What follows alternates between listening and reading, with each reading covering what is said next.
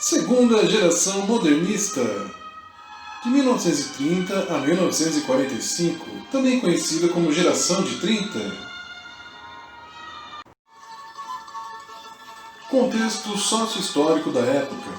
Mudanças profundas no ambiente social, econômico e político aconteciam nas décadas de 1930 e 1940. Mudanças no mundo e no Brasil. No mundo você tinha a crise financeira mundial com a quebra da Bolsa de Valores de Nova York em 1929, a ascensão e a queda do fascismo e a Segunda Guerra Mundial. No Brasil você tem a crise cafeeira, causada pela quebra da Bolsa 29 e o governo Vargas, a era Vargas, que vai durar todo o período de 30 a 45.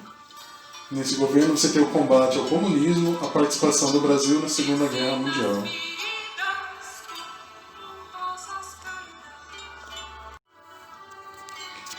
As obras que iniciaram a segunda fase do modernismo são essas obras aí: A Bagaceira, de José Américo, lançado em 1928, e alguma poesia de Carlos Drummond de Andrade, lançado em 1930.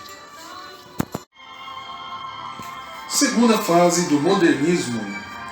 Chamada de Geração de 30, esse período é conhecido como a fase do amadurecimento das ideias modernistas, apresentados inicialmente na Semana de Arte Moderna de 1922. Lembre-se que esse evento marcou o início do modernismo, rompendo com a arte tradicional do parnasiano, a arte parnasiana. Então, pessoal, a segunda fase do modernismo vai reforçar e retomar as ideias iniciais do modernismo da primeira fase.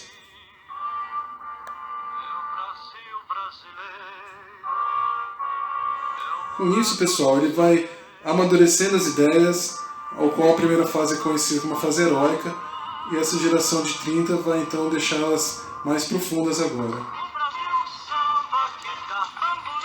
As características na poesia se expressam por uma poesia intimista e reflexiva, com um tom filosófico e profundo, profunda sensibilidade humana. Obras que abordam temas como a vida, amor, tempo, espiritualismo e intimismo. Maturidade para usar então os versos livres e brancos e até sonetos, até uma influência simbolista aí em muitos artistas. E ao mesmo tempo que a prosa produz obras com crítica social, pois ela lembra um período que exigia dos artistas uma postura crítica diante da realidade.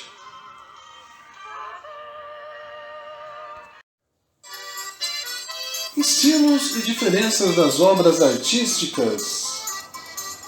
Na prosa e na poesia vão ter diferenças de conteúdo. Na prosa, por exemplo, você vai ter a produção em destaque para o regionalismo, valorização da cultura brasileira e o neorrealismo. No regionalismo você tem o olhar do regional para o nacional, ou seja, o olhar regional agora destaca mais uma forma mais local de atuação do artista, que percebe a atuação local onde ele vive, diferente da primeira fase, que buscava mais uma identidade nacional para o brasileiro. Agora o destaque está na identidade local desse brasileiro. Valorização da cultura brasileira com seus sotaques e diferenças regionais. Uma linguagem mais brasileira e uma visão de acordo com cada região. Por exemplo, os romances sobre o Nordeste, onde os problemas como a seca, a migração, os problemas do trabalhador rural, a miséria e a ignorância foram ressaltadas. O neorregionalismo também se destaca. O que seria esse neorregionalismo? É a crítica social influenciada lá do pré-modernismo, lembra do Euclides da Cunha, do Lima Barreto, assim como também a herança do realismo e naturalismo do século XIX. Então essa crítica faz denúncias sobre a realidade social, uma crítica sobre a cultura e a economia de cada região, de cada local. Isso vai se destacar então na prosa da segunda fase do modernismo, chamada também de prosa neorrealista.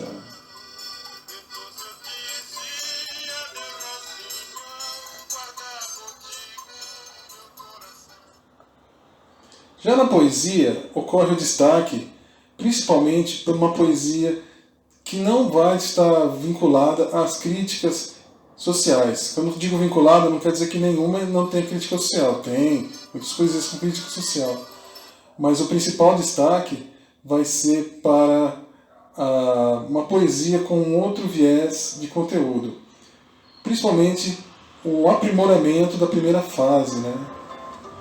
Na poesia há um aprimoramento e um amadurecimento da poesia da primeira fase. Existe linguagem tanto coloquial, com seus versos livres para exprimir a sensibilidade de um novo tempo, como também sonetos, influências aí do próprio simbolismo. Então elas não estão mais conflitantes como na primeira fase. Existe uma liberdade na temática que vai colocar desde o cotidiano, do dia a dia, até questionamentos da existência humana, do sentimento de estar no mundo. Essa inquietação social, religiosa, filosófica, amorosa tem a ver com o que os artistas passavam também na época. Lembra? Passaram pelo massacre da Segunda Guerra Mundial, crises financeiras de toda a década de 20 e a pesquisa inovadora do psicanalista Sigmund Freud, onde vem com sua teoria, com um olhar voltado para dentro do homem, né? Com o eu, o questionamento do ego, do eu aí, né? Ok? Então essa é a diferença básica de prosa e poesia da segunda fase do modernismo. Os principais escritores da segunda fase do modernismo. Temos na prosa Graciliano Ramos, José Américo de Almeida, Raquel de Queiroz, Jorge Amado, José Lins do Rego e Érico Veríssimo, se destacando esses escritores na prosa, nos romances. Veja as fotos deles aí na parte de cima da imagem, né? E na parte de baixo nós temos os poetas, né? Os seus nomes à direita aí, ó. Na poesia, Murilo Mendes, Jorge de Lima, Cecília Meirelles, Vinícius de Moraes e Carlos Drummond de Andrade.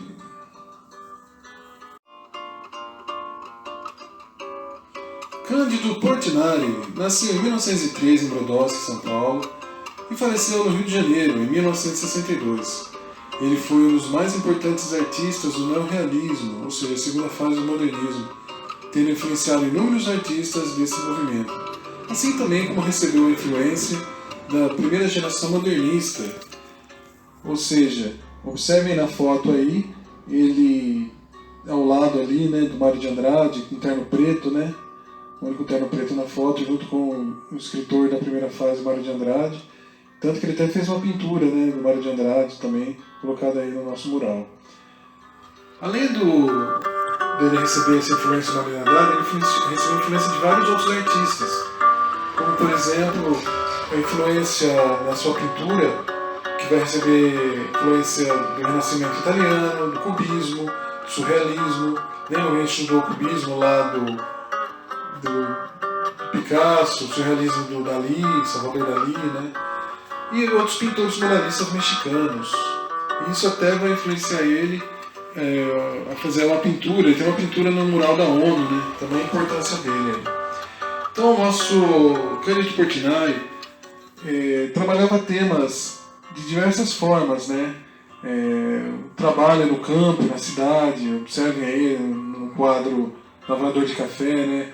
Senhor negro com a enxada na mão, destacando a figura do negro, né, na cultura brasileira, a importância do negro na cultura brasileira. Os trabalhadores aí de café, né, no quadro Colhedores de Café. E também vai ficando com temáticas de crítica social, vai se aprofundando nisso também. Observe então na parte de baixo, à esquerda e na direita. Na esquerda você tem os retirantes e à direita crianças mortas, né? Esses quadros então representando aí uma crítica social, né, que é um dos temas dele. No geral, ele trabalha temas como o trabalho no campo, na cidade, tipos populares, festas populares, a infância, o folclore, aspectos históricos, religiosos, sociais e os retratos dos brasileiros no seu cotidiano. Por isso então que ele reforça aí a temática do modernismo, que valoriza o cotidiano, que valoriza o dia a dia dos brasileiros. Brasil, Brasil brasileiro, meu mulato isoneiro, cantar-te nos meus versos. O Brasil, samba que dá bamboleio, que faz gingar. O Brasil do meu amor, terra de nosso Senhor. Brasil, Brasil, pra mim, pra mim.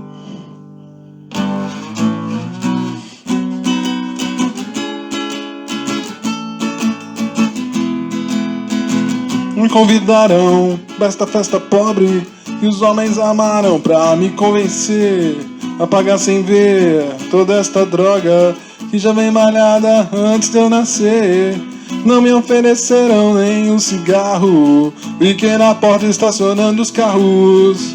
Não me elegerão chefe de nada, o meu cartão de crédito é uma navalha. Brasil, mostra tua cara, quero ver quem paga pra gente ficar assim. Brasil, é o teu negócio, o nome do teu sócio. Confia em mim, confia em mim, confia em mim. Brasil, will.